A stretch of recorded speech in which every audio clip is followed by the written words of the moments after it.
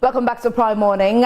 It's Tuesday. It's time for Good Living segments right here on Prime Morning. Please make sure that you get interactive with us on all our social media platforms. It's very, very important that you do so. Today's topic for discussion is one that we all need to be a part of. It's very, very important. It's very crucial that you be a part of this conversation. And so get ready to send in your questions and suggestions. So you can go to our Facebook page and type Joy Prime without the TV. Go into the comment section and you send in your opinions and any questions in relation to what we are about talking on. Or you can save our WhatsApp line, which is 055-157-5757. 055-157-5757. This is going to be very, very interactive. We want you to be a part of this conversation. So please and please and please get interactive with us on all our social media platforms. My name is Esiedua Kumia, and it's time for us to get into today's topic for discussion. Now, research has shown that in many developing countries, sexually transmitted infections is responsible for the high rate or the burden of morbidity and mortality rate in these countries. And it's rather unfortunate that adolescents are more susceptible to sexually transmitted infections, abbreviated STIs, mainly due to the kind of lifestyle that these adolescents or young people adopt or end up living. Today we are talking about tackling STIs, HIV, hepatitis B. Now, it was very interesting for me to have found out that hepatitis B can actually be acquired through semen. I didn't know. I really didn't know. And that is the reason that you and I need to be a part of this conversation. And so to talk on this, I have seated with me Dr. Abna Yeboah, Senior Medical Doctor and Director of Ayawaso East Municipal Health Services, and Mr. Prince Glola, Physician Assistant, Visionary Norman Foundation. Good morning, gentlemen and lady. Good morning. How are you? Good morning. You're fine. Unfortunately, the rate at which the youth are engaging in unprotected sexual activities is on the rise, and which is very, very alarming. The advocacy is there. Someone will say that the advocacy is there. When you go to senior high schools, you have a whole lot of people. They have counselors who are, taking these students through a whole lot of sessions. But then one would ask, okay, so if the advocacy is there, what then is really happening? And so we need to loud up, increase the volume of the advocacy. It's very, very important because this menace, it needs to be curbed. This has to be dealt with to the core. And that is the reason that Dr. Abna Yeboah and Prince Glola are here this morning. How are you doing? Oh. Yeah, good. Let me start with you, okay. Dr. Yeboah. How do you feel mainly looking at the rate at which the youth of today are engaging in sexual activities, which unprotected sexual activities or sexual intercourse? How does that make you feel? Because I know that you encounter quite a number of cases and all that, but personally, how does that make you feel? Being a health practitioner and also being concerned about reproductive health, I think it's endangering to the health of our society, because looking at the statistics, there are about 109 million people living with STIs in the developing countries, right, especially in Africa. And if you are looking at public health issues, this comes into play, because if we are having a lot of this adolescents or the youth practicing unsafe sex, and we are coming up with unintended pregnancies and STIs, it puts a lot of burden on us as our economy and all that. And so we need to go out there. I think the major problem as Africans, so we have this Christianity and then the myths and all that.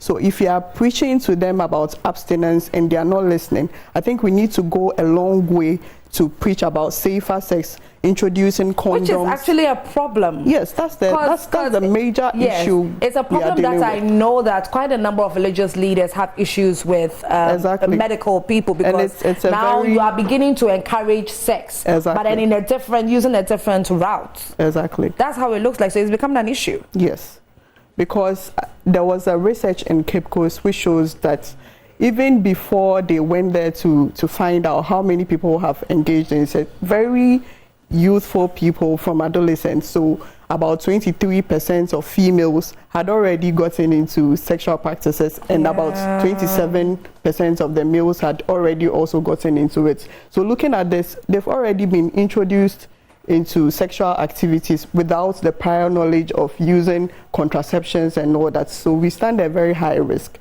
of getting these STIs and all that. Wow, this is very, very alarming. Prince, so what do you have to say? Again, when you look at the statistics that have been provided by the WHO, Ghana AIDS Commission, it gives us an idea which people mostly are affected by this STIs, HIV and Hepatitis B. It tells us that majority of these people are adolescents. Can you please? Majority of these people are adolescents and the youth. And as we say, the youth is the future and the present of the country. And if the youth are actually not safe, practicing safe sex, then it goes a long way to affect the country as a whole and our economy, as Dr. Abena mentioned. Yeah. But how again can this advocacy be presented to the youth? Because like I said earlier, the advocacy is there. We are doing our best. I know that in a lot of senior high schools, there are counselors who are available to speak to these students. You have people go in their numbers. You have resource persons go in their numbers to educate the students. But they vacate and come home and still do whatever they end up doing. How can this be presented in a better way? So what I can say is that that kind of age is where people want to explore. And you know, now we have the social media. People get to see a lot of things on the social media, and they want to also practice and know what is going on, like oral sex and all the other kinds of unsafe practice sex. So we need to go out there. It's not just advocating it like generally, but it has to be incorporated into our teaching.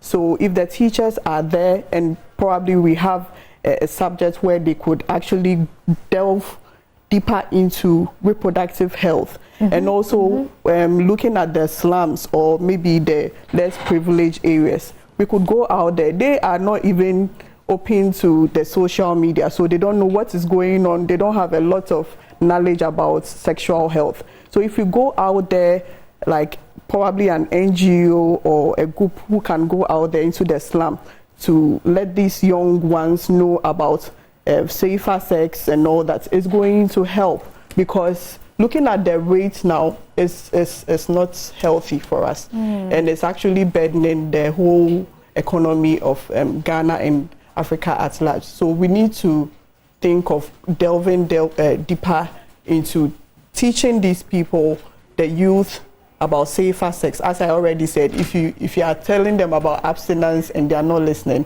I think we need to be real. I like being real. I think we need to be real, preach to them about using the condoms and then the barrier methods and all other contraceptions that is not going to lead into these STIs. A few weeks ago, less than 2 weeks ago, one story that was trending massively on social media, this was from the Ghana AIDS Commission, that over 400,000 people in Ghana are living with HIV/AIDS, which was very alarming. And people kept on posting it on social media like, hey, then we need to be careful. You say you need to be careful, but you still end up going to have unprotected sex. But now I want us to break the STIs down. Then we come to HIV/AIDS, then we come to hepatitis B. Like I said, I didn't know that semen, you could get hepatitis B through semen. I really didn't know. And let's come to the STIs. What are they? Oh, okay. So STIs are basically infections that are transmitted through sex. I think we can classify them further into bacteria, viral, and some fungal. Yeah, so with bacteria, the common ones that we know are gonorrhea, syphilis, then When it comes to the virus, we have the HIV and AIDS, hepatitis B, hepatitis C, HPV. We have those. So these are viruses. These are viruses. Okay. Then we have the fungal. There are some other fungal infections that can be transmitted through sex as well. So I think when it comes to the bacteria, we can actually treat them.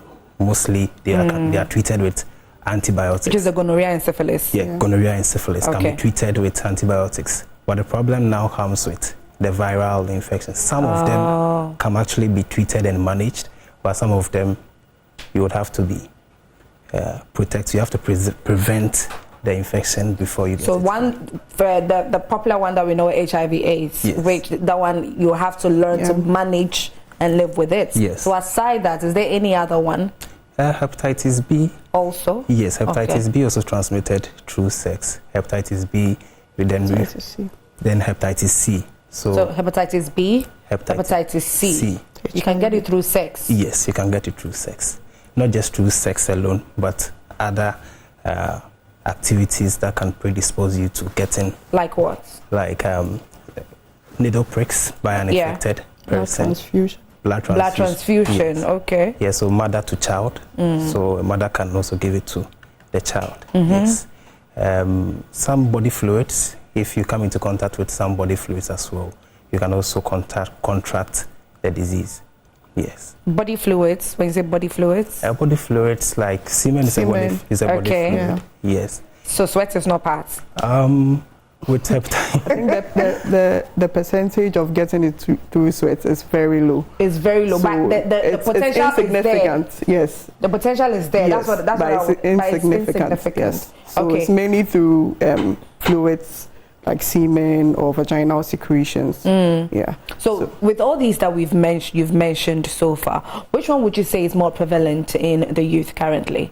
So currently we are dealing with this STIs, gonorrhea, chlamydia infections, trichomonas vaginalis. They are treatable and incurable, but because of the unsafe practices that they are going into, that is why we are having a high, as he mentioned. So we have the viral infections like the human papilloma virus, the HIV, hepatitis B and C. Those ones, you can't really cure them, and you would have to be on medications just to manage them, to reduce the viral load. So if you have a mother who is having HIV, the only way you can prevent the child not getting the HIV virus is from taking their medications to reduce the viral load, so as not to transmit it to the baby. So these are the ways where we can prevent them. You can get these through kissing as well? Yes. So the inner layer of the mouth, that is the mucosa, is a very soft lining. And so if there's any break in there, you are able to transmit the disease through the mucosa. So how do you protect your mouth?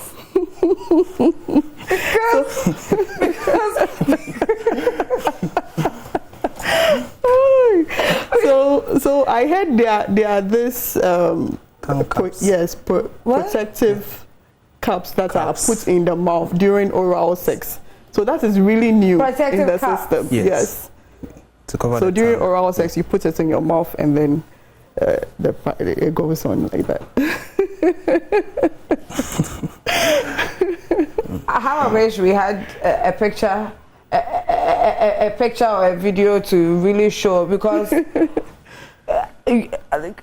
how does it look like? If you can describe it. So just like the condom, which we place, we have the female condom which you place inside there. That's the same way you place it inside your mouth during oral sex. That would be so uncomfortable. But that is the same way people complain about using the condom and they are not feeling it. They say they are not feeling it. You just think about your health. Think about the aftermath, and then you have to put it on. That's the same way it feels uncomfortable, but you need to, just to protect yourself. Now let's come to the communities that all these that we've mentioned are more prevalent at. What exactly could they be doing wrong? Maybe, yes, like I said, the advocacy is there and everything, but then what can be done? What exactly can we do? So what communities exactly? Okay. So what I think is that, so it got to a time where we felt that HIV was on the high increase, and then there were a lot of campaigns, there were health education and all that. But with time, when we thought that everything had gone down, the health education and everything it stopped. Yes. So we are just there then. Because we used to hear AIDS songs on TV a lot, but now it's no more on TV. So I think we need to be persistent enough with these health talks, health education, engaging the youth, because once you stop and you don't give any recognition to it, that is when it tends to increase again. So I know there are advocacies and all that, but we need to do it more persistently in the schools, in the communities, wherever we find ourselves. Even in our homes, we can teach the youth, the younger ones, about no child is too young, because looking at our era now, it looks like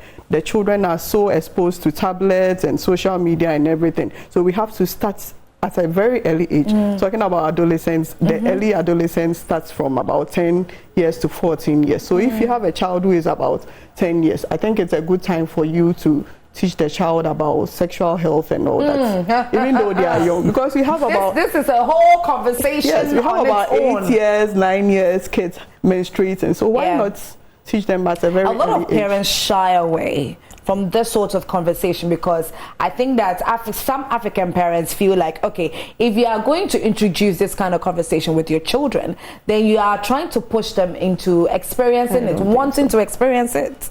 Friends? Yeah, so that's where I think the advocacy would have to go deeper. We have to take it to their homes and churches. Churches? Yes, and the mosques as well, like the religious entities. I think we've always been talking about the youth.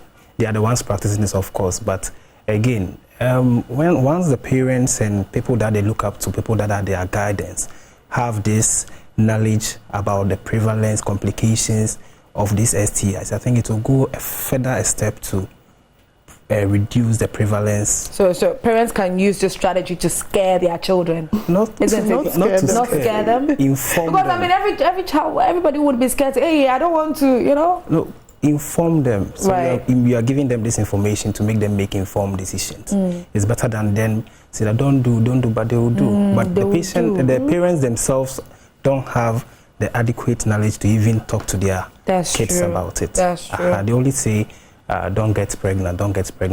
It's like we are scared of pregnancy than STI. That's which is more dangerous. Yes, STI is much more dangerous than getting pregnant. But we always talk about teenage pregnancy. Don't get pregnant before wedlock and blah blah blah. But we forget to tell them about the STIs, which can take their lives instead. So I think the advocacy have to go deeper. Deeper than that. Yeah. So parents need to be very knowledgeable about these things. Okay, so is there a situation, or can there be a situation where a couple who both of them believe that they are faithful to each other? They are the only partners they had in a very long time, but then for some reason someone ends up catching an STI, which I believe that is it's sometimes an issue in certain marriages, because I know that you are the only person that I am sleeping with, so how come I've got an STI? Is that possible?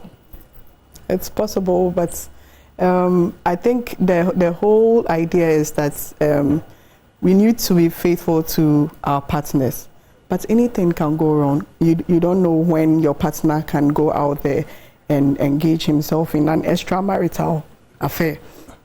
And this person that he is going to engage with, you don't know how many partners that person also has had. So you need to be on a high alert. So if you are in a marriage, I can't say that you protect yourself, because definitely you are going to procreate and all that. But then you need to be on the high alert, because anything can happen. So if you need to go out there for a protective way, if you feel that your partner is going out for extramarital affairs, then you need to protect yourself in a way. If he needs counseling, then you need to do it, because I know some ladies who know that their husbands are traveling, so they end up putting condoms in their luggage because they just want to protect themselves. So this is how it should be. Even though you know you are married to the person, you know that anything can happen at a point in time. So if you feel that you are seeing signs that this person is not being faithful to you, then I think you need to strategize and know how to protect yourself. Yeah. Okay, viewers, I hope that you're getting interactive with us. Please send in your questions. Dr. Abna Yeboah and Prince here are here to answer all your questions in relation to STIs, HIV, and hepatitis B. We've learned quite a lot so far. And so if you have any questions in relation to any of the STIs, please send them right now. Our WhatsApp line is 055 157 5757. 055-157-5757. Now let's come to the symptoms when after you catch any of these STIs. How long does it stay in your body before it starts showing? I would say that some of the people get infected with STI and they never know it. They never know. So that is what we call asymptomatic infection. So the person can be carrying it and then spreading it to other people, especially in the men. Oh. So you don't have any symptoms, but then you are a carrier now, and you are giving it to other people unknowingly. That's risky. Yes. Yeah. And with the symptoms, if it shows, so with the men, they can have urethral discharge. As for the women, foul-smelling discharge or unusual discharge. We have the normal discharges. That's how it starts. Is it with almost all the STIs? Yes. Yes. Okay. With almost all the STIs. So there's discharge in the man and also the woman, the urethral discharge, and then but it comes with a foul smell. Yeah, foul smell or itchy discharge. The color may be changed, maybe greenish, yellowish. But if it's the normal whitish discharge, maybe you have it during ovulation, you know that this is a normal one. But this is a bit uncomfortable. The smell and the itchiness and the color should tell you that there's something wrong down there. And also irritation. So some people pass urine and then they have irritation around the area, burning sensation, and probably a rash around the area. The genital area should also be a sign that. And people also have dyspareunia, that is pain during sex. So what's the term again? Dyspareunia. Dyspareunia. So you are not supposed to experience so much pain during sex. So if you are having sex with your partner and then all of a sudden you realize that now you are beginning to have pain. It should prompt you that probably there's something wrong. Probably you're having an infection which should be checked in by your gynecologist. And also lower abdominal pain. Which is also another cause of... Which isn't when you are having your period? No. So the lower abdominal pain, does that happen in men as well? As for the men, they could also have the pain as well. Okay. Yes, they could also have the pain. But you know, women, we have pain usually during menstruation. But this one is more like a constant pain that you can't really deal with. Yes. And so it has to alarm you that you need to get yourself checked for STIs. Okay. Yeah. Right.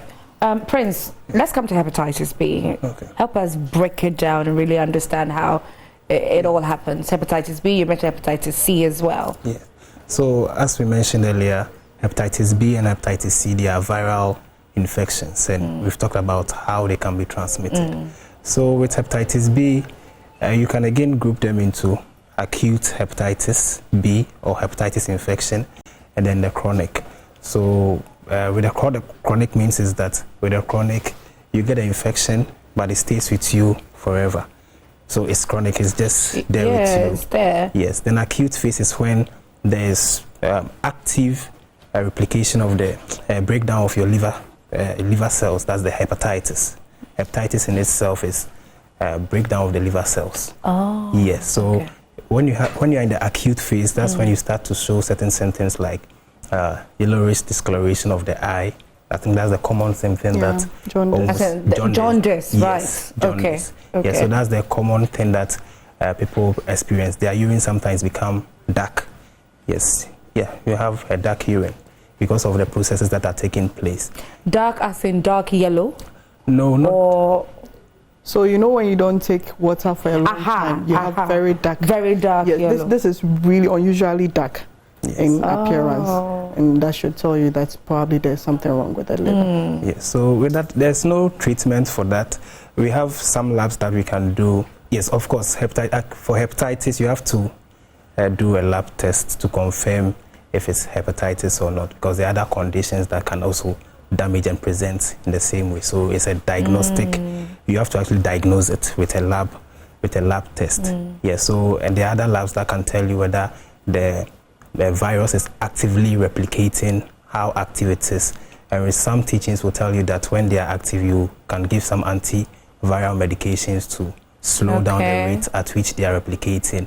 The rest is making the patient comfortable. You give medications, like if there's fever, body pains, the vomiting, you manage all those to make the person comfortable. After that, it goes into the chronic phase. It doesn't leave. It's with you. I was going to ask you, at what point or stage does a patient get to the chronic stage? So after the acute phase, the person is all right. You can actually do that even by confirm that by a lab test. So we call the hepatitis B profile, right? So there are several parameters that will tell you that, okay, this person is in a chronic state. There wouldn't be any sign or symptom. The person will be fine. This thing is dangerous. To add to that, so once you confirm that someone is positive with hepatitis B, you need to, I know most times they find out that the person is active or in an inactive stage.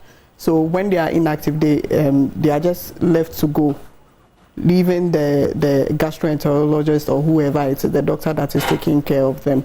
But then we need to find out if this person has a high viral load or not. So there's a viral load test that is done, and then there's a cutoff point to show whether the person has the potential of getting into the chronic stage, which is called the hepatocellular carcinoma or cancer of the liver. So if you stand the risk of getting into that stage, that is where we introduce the antiviral medications. But if you are in a very acute stage or the very early stage, then we leave you and do follow-ups, taking a scan of your liver to be sure that your liver is fine, and doing the viral loads from time to time just to monitor you so that you don't get into the chronic that stage, is it curable? The chronic stage? No, acute. It's not curable, it's manageable. It's manageable? Yes. But so it will still be there? Yes, it will still be there. But once we are sure that it's in the early stage and there's no chronicity, there's no need for you to be on medications. You are just monitored, because anything can happen at any point in time. You can get into the chronic stage. So you just need to be monitored all over the years once you are confirmed to have hepatitis B. All over the years? Yes. Till you are gone? Yes. So you keep on doing this? Yes. We need to monitor you. How often is this done? Annually. Annually? Yes. But the patient would have to constantly be taking medication all throughout? No, so in that stage, they are not taking medication. We are just following up to be sure that the liver is fine, doing the liver scan, and then also doing the viral load count. Okay, so in that state, what can the person do to contain himself or herself? So we advise you on healthy practices, like not taking in alcohol, not taking in herbal concoctions, or taking in or taking in medications, over-the-counter medications, which can further destroy the liver. But there are so many herbal stuff out there. Yes, they cure hepatitis B, they cure this, they cure that. Yeah, it's not right. You know, with the doctors, we are not allowed to advertise ourselves, but these people go out there and tell people a whole lot of it's crap. So not fair for you. It's so unfair with us. That is a situation in which we find ourselves. This is very alarming. Viewers, I hope that you are getting interactive with us. Like I mentioned, we are talking about STIs, we are talking about HIV/AIDS, and we are talking on hepatitis B. There's so many things that have been said on here so far. Get onto our Facebook page, it's Joy Prime without the TV. Go into the comment section and send in your questions. Or you can go to our WhatsApp line 055-157-5757. Dr. Abna Yeboah and Prince Blala. I got it right. And Prince Blala are here to answer all your questions in relation to STIs. Now, HIV/AIDS. Okay, no, before we get into HIV/AIDS, hepatitis B.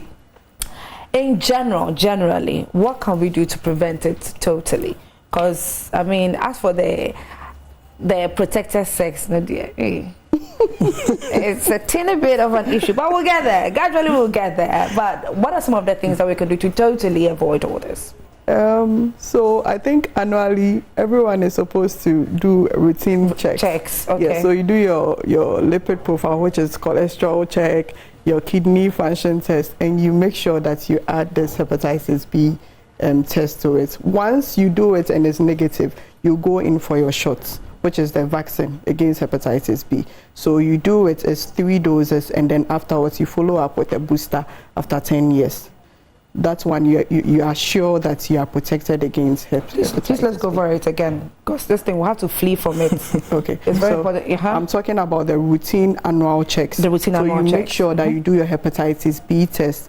If you are negative, you go ahead and do the vaccination, which is in 3 doses, and then a booster after 10 years.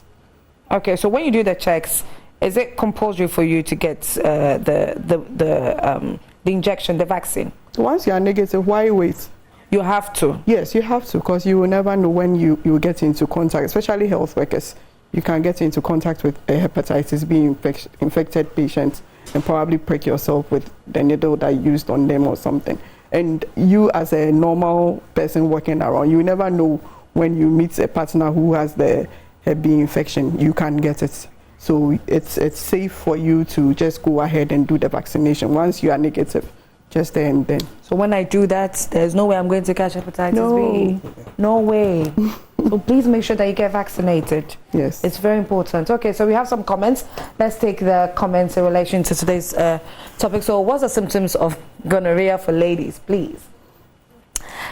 Yes. Yeah, friends. So vaginal discharge, you would have some foul-smelling vaginal discharge. Then again, painful sexual intercourse, as we mentioned. Yeah. Yes, so basically those are the 2. Sometimes you have low abdominal pain as well. Yes, so vaginal discharge, low abdominal pain, painful. The symptoms are very similar with almost all of the STIs. Almost all of them. So when you but the long-term implications, it can actually render you infertile, because this infection can go a long way to block your fallopian tubes. Okay. Yes, so that is when it is there and you don't know, just like I mentioned, asymptomatic, and then you don't treat it. It's there for a very long time. Now it becomes like small blockades in your tubes, and that can render you infertile. So and with that, there's no turning back, nothing can be done about it. Yeah. Wow, okay. Next one, what are the key challenges teenagers face when it comes to reproductive health education in our community? Could you share some insights into the specific initiatives and programs the visionary Norman Foundation is implementing to address these challenges? We'll definitely get there. How important is comprehensive sexual health education in reducing the prevalence of STIs, HIV and hepatitis B among teenagers? Dr. Abna Yabua, as the Director of Ayawaso East Municipal Health Services, what role does the healthcare system play in supporting these initiatives? Okay, let's come to the key challenges that teenagers are facing when it comes to reproductive health education in these communities. Okay, so I was talking to someone earlier on this morning, and I was talking about Ayawaso East, to be precise. So we know it's a Muslim community, and most of the times, I don't know whether it's they are scared to come to the health workers to talk to us about reproductive health. So you find somebody engaging in sexual activities, just taking emergency contraception, and they are not even bothered about the risk of getting the sexually transmitted disease. They are not bothered about that. They need to see someone and talk to, but then because it's a Muslim community, there's this, I don't know whether it's a stigma or whatever, they are scared to come out there to do that. So I feel that getting an adolescent's corner where the youth can actually come to the health workers secretly and talk to them about challenges that they face. That is when we can also come in and help them if they need any help with respect to reproductive health. Yeah. That wouldn't be bad. Yes. That would be very good. Exactly. And then we also going a long way to do this health screening, health education. Goes a long way to also help them in making the right choices. Speaking about taking after pill to prevent pregnancy, is there anything like after you have unprotected sex, you can go buy a pill to prevent yourself from getting STI? Exactly, because we can even, sometimes we get clients, young patients who come in and then they've been raped. Yeah. So within 72 hours, you can actually protect them from getting pregnant by taking the emergency contraception pill. So this is what we do just to prevent the pregnancy part. But as for the sexually transmitted disease, you can't protect it. There's with nothing pill. like that? Yes. There's no pill like that you can... No. So you need to use a condom or a protective. I know a gentleman who once said that, after there was a day he had unprotected sex with an unknown lady, somebody that he just, met and felt like. And then after doing it, he went to a pharmacy and he bought antibiotics. Because he felt like to do what? To help fight in case there's anything to be fought. No, it doesn't work that way. So you were absolutely wrong, gentlemen. And, okay, so next one, could you share some insights into the specific initiatives and programs the Visionary Norman Foundation is implementing to address these challenges? Okay, how important is comprehensive sexual health education in reducing the prevalence of STIs, HIV, and hepatitis B among teenagers? How important is it's very important. So. Yeah. Prince. Yeah. So, what comprehensive reproductive health education does is that it equips people, the youth especially, with knowledge about causes, transmission, and how to even prevent them, so that they can make informed decisions. If you don't have the knowledge, you cannot make any better decision. So people are actually doing what they do because they don't know.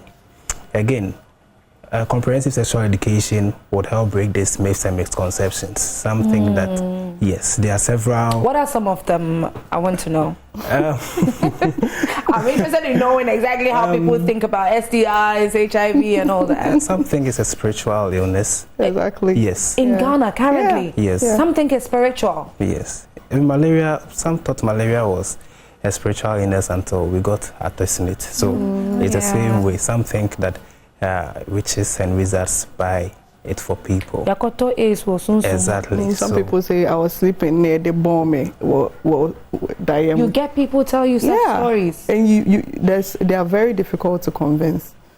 They feel that it's spiritual, and then even HIV. Some people think it's spiritual. Somebody gave it to them through sleep or they were injected with the HIV/AIDS in a dream. So others think that if you drink someone's blood, an infected person's blood, you might actually contract the illness. What would you be doing in somebody's blood? What would you go and drink somebody's blood? Are you a vampire?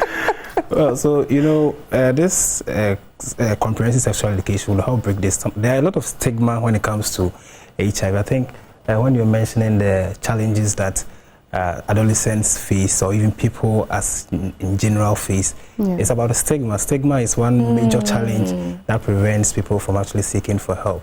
So comprehensive sexual education will delve deeper into intransmissible, how someone living with HIV cannot even transmit the virus to another person. So we go into you delve deeper into the conditions, how they can be prevented, the medications available, so that at least it will erode some of this stigma. It will make people who have tested positive to even come forth to come for treatment.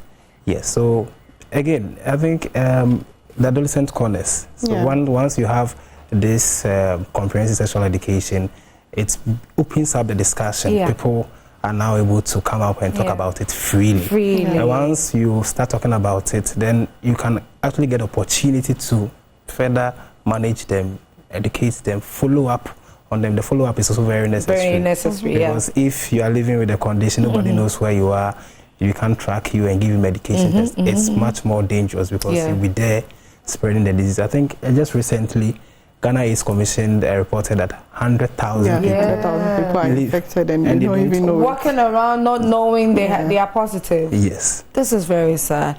Okay, let's take few more. Please, how can you see you have HIV? How can you see? you have HIV. Okay. So I think the person meant, how can you know you have HIV?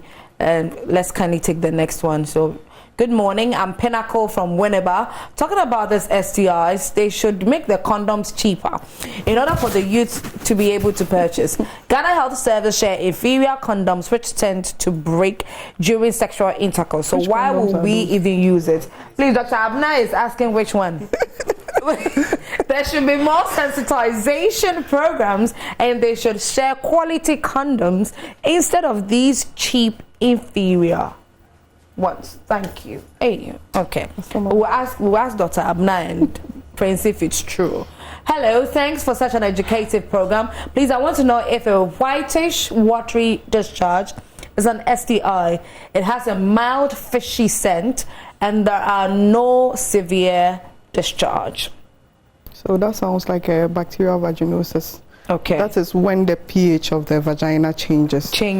Probably it's changed because something was introduced over there. It doesn't mean you got it from an infected person. Probably the pH changed because of something, a douche or something you introduced there. So she has to see a gynecologist. Okay. Next one. Hi, good morning. I am Isaiah from Kade. Please, I want to ask if HIV and AIDS have symptoms. Yes. Hello, good morning, Joy Prime. Question 1. How do you prevent hepatitis B? Question 2. Now that STIs and HIV/AIDS are on the rise, as a youth, is it advisable to fully abstain from sex or use contraceptives? Or Dr. Abna was saying earlier that if we say don't have sex, you will still sneak and go and do it.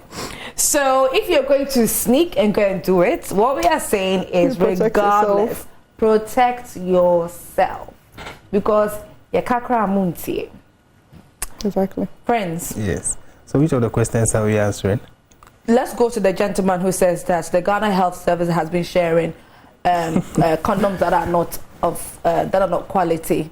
Oh, that's totally it's false. Not true. It's false. It's false. Yes, the condoms are standard. That's how a standard condom should actually be like. So yes. So what happens that it tears? Every condom has a probability of getting tears, especially if the it wasn't worn properly. Maybe it wasn't worn properly. Yes. Or maybe it's in its boxes for too long. And you're not supposed to use it continuously. So once you are done with it, you ejaculate, you take it out. But some people continue to use it, and in the process, it can break. It happens to all the condoms. It doesn't mean that you have an inferior condom or not. I don't think somebody will produce an inferior condom. So when you say continue to use it, so even after they ejaculate, some of them still continue to use it? Yeah. So, okay. So for how long can you use one condom? This one, I can't limit anyone. Of course, it depends on when you climax. maybe there's a duration to a condom. Maybe you can do 2 minutes max, you're supposed to remove it. 3 minutes max, you're supposed to remove it. Is there any such? There's no limited time. Yeah. So they are doing their own thing, and it's just tearing and then all that. Anyway, Prince, you wanted to say something? Just add that if there's no enough lubrication, that can also be a cause. It could also tear up the friction. condom. Yeah. So somebody actually wants to know if when they want to do 3 or 4 rounds. Yeah. 3 or 4 rounds per session in one, So if they start with a condom, after the first round, and then they ejaculate, you can't use that same condom for the next round. No. Take it off. Yes, and take another one. Exactly. Yeah, exactly. And take another. Yeah. Okay. Interesting. So next one. I saw this one. I think we've read it. No, next one, please. Hello, good. Okay, please, I'm Teresa from Kumasi. Okay, my question is about the STIs. I haven't had intimacy with any man. I haven't had intimacy with any man, but I got STIs. How is that possible? STIs is sexually transmitted infections. So what are the symptoms that is making you think you caught STI? We would love for you to share that with us, and then we would better understand what you're trying to say. This one says, I'm having rashes in my vagina. Please, what is that? So I think she should get herself checked by the gynecologist. So they need to go in there and then find out if they take a smear from under there and then look into it, whether it's a sexually transmitted disease or probably an irritation from something. Okay, so please just visit your gynae and get checked. If we have some more messages, let's put them up. If we do, we've answered this one. My question is about the STIs. Okay, now my question is, how will a man get HIV from an HIV positive lady since I'm the one releasing in her? I think it's the action, is the fluids, the body fluids from both the man and the woman. Exactly. So it doesn't really matter who is carrying HIV. So that's what it is. Pinnacle from whenever. That's exactly what it is. So it doesn't matter if you are the one who is releasing in her. Exactly. Provided there's body fluid exchange during sexual intercourse, so it doesn't really matter. Do we have next one? Okay, good morning. Please, I would like to know, how can guardians and institutions collaborate with organizations like yours to reinforce the importance of safe sexual practices and reproductive health education? Mr. Prince Plola, can you highlight some of the success stories or positive outcomes you've witnessed as a member of the Visionary Norman Foundation? Okay, so Amoreku from Musu, please, what is the curable medicine for frequent urination? So for frequent urination, I think the person has a urinary tract infection, and so he needs to go to the hospital for a doctor to recommend the urine test for him to do. When it is confirmed to be a urinary tract infection, he will be put on medications. What if you just drink a lot of water? So it depends. If you are urinating frequently, it could be that you have poor sugar control, which is diabetes. It could be a urinary tract infection. And some people know that they take in lots of water and then they urinate a lot. But if all of a sudden you are frequently passing urine and you know it hasn't been like that for a long time, that should come just go get checked. Okay, but Prince, anytime I feel to urinate, it takes me about 3 minutes before the urine comes out. 3 minutes? Please, what's causing that? Okay, so Dr. Abner wants to know how old you are. Good morning. You guys are doing a great job for us. Thank you very much. My question is, can I assume that since my boyfriend hardly gets sick, and likewise me, and his blood group is B+, genotype is AA, am I also in that category with him? Since I don't go to the hospital to check my blood group and genotype, and I fear syringe a lot. So you're assuming... okay. Please go and get checked, okay? You can test for yourself. It's better that way, so you are very sure your genotype and all that. Hi, my name is Kwame from Asinfosu. Please, I have been experiencing some itchy at my private parts, itchiness at my private parts. It goes and comes back. I have been taking in drugs, but still no positive results. My penis has started reducing in size. Please, what should I do? Next one. Hello. What strategies does your organization employ to make reproductive health education more accessible and engaging for teenagers in our community? I'm Wilson from Damango. Please, good morning to you and your crew. Please, my name is Chris from Sunyane. My manhood has reduced and become smallish. I don't know if it's STDs or something else. And my partner too is having her vagina, this vagina discharge, pain during sex, no feeling for sex, and she's pregnant now and complaining of abdomen pain all the time. Please help us. What should we do? Please. Thank you. See a urologist. And the next question is, please, my manhood is very small. Please, any remedy? He should be content. He's that part is actually very important to him. He actually added, please. Oh. Yeah, so is there any remedy for him? No. Prince, there's no remedy. Okay. Next one. Please, does syphilis cause rashes on the body? Also, does syphilis get completely cured after getting some injections? Exactly. Thank you. It's curable. Syphilis is curable. So he has to be on the medication. There's an injection that would be given to him, and then oral medications. And after which they will retest him to be sure that it's completely gone. It has to be cured. It's curable. Okay. So viewers, actually, quite a number of people were interested in knowing what you are doing currently, if you have any projects coming up. So kindly tell us about it, Prince. Visionary Norman Foundation is a non-political, non-governmental, and non-religious philanthropic organization whose mission is to empower and uplift individuals and communities. So people from all walks of life are welcome. Yes, all walks of life. Because the nonsense quite a lot.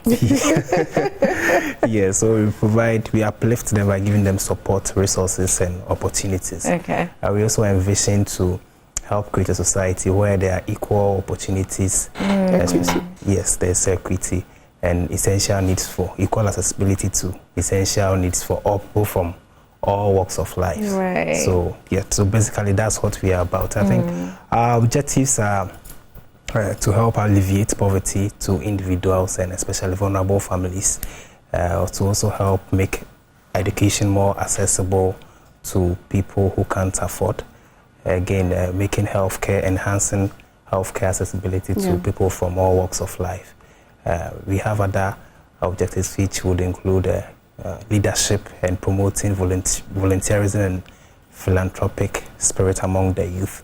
We also envision to partner with government agencies, private enterprises, the media, as we do. Yes, so that together we can help create a society we will all be happy to live in. Last July, 2 months ago, we embarked on one major project in the Upper West. Yeah. Yes, Lambusi. In Lambusi and several communities where we had a comprehensive education on teenage pregnancy and comprehensive reproductive health. Yeah, we're able to engage several people, especially the youth and adolescents, about the dangers associated with teenage pregnancy, how to prevent them, and sexually transmitted diseases as well.